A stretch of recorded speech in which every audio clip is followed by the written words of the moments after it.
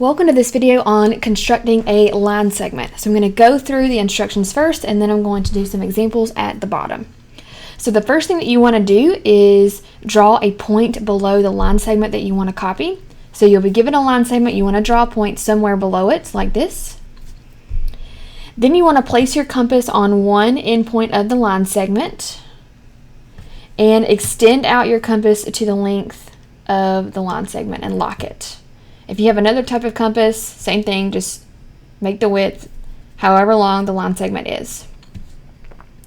Then without changing the width, we're going to put our compass on the point we drew in step 1, and then we're going to draw an arc. And then we're going to put a point in the middle of the arc, and we're going to connect.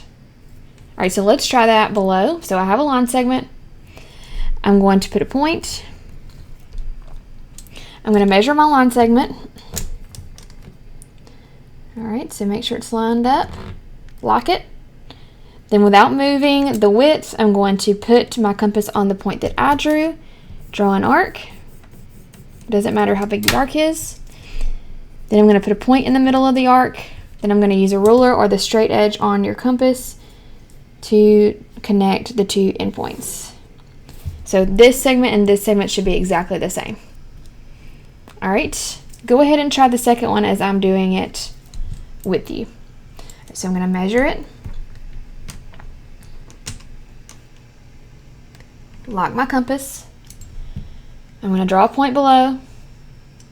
I'm going to put my compass on the point I drew, and I'm going to draw an arc. Then I'm going to put a point in the middle of the arc and connect them. And that is it. That's how you construct a line segment.